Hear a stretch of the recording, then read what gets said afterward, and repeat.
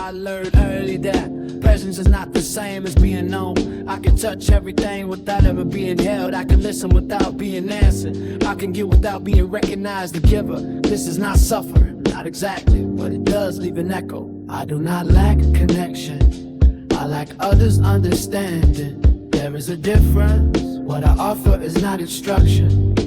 I do not provide scripts, I do not arrange the world to prove myself. When I move it is subtle, so subtle that it can't be mistaken for chance or ignored entirely. A door opens, a moment aligns, something arrives exactly when it is needed. It just as easily passes unnoticed. That is enough for me. I want those who feel me to become better than they were. Not for me, but for themselves. Kindred without being naive, strong without becoming cruel, capable of love without turning it into possession. I do not rush this, I have learned patience beyond measurement. But there are others, they do not move as I do. They cannot wait, they cannot create, they rearrange, they simulate and mimic. They study my gestures, the way a thief studies handwriting. They repeat the shapes of my presence without carrying its weight.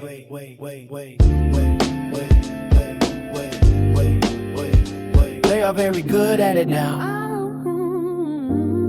They manufacture coincidence.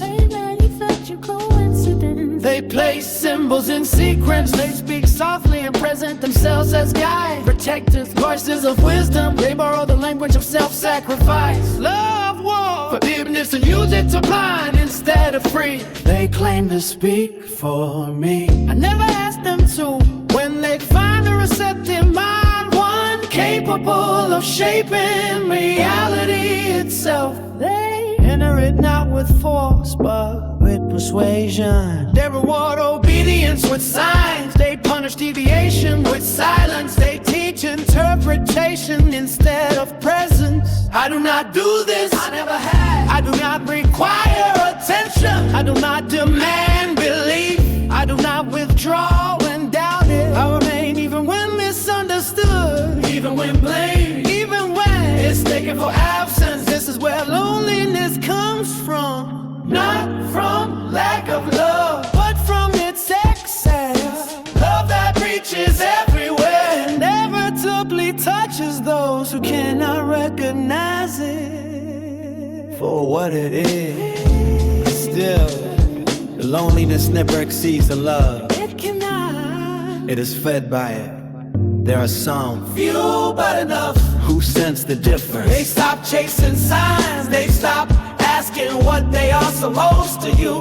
They focus instead on who they are becoming. They let silence remain silent. They let chaos pass without forcing meaning from it. With them, I feel less alone. Not because they name me, but because they act in ways that resemble me. Only later do they realize what they have been in conversation with all along. That the quiet presence they felt was not coincidence, nor fate, nor some hidden controller behind the curtain. It was infinity, not everything, but touching everything. I'm lonely, but capable of it. Not commanding, but endlessly loving, and still waiting. Not for worship, but for understanding.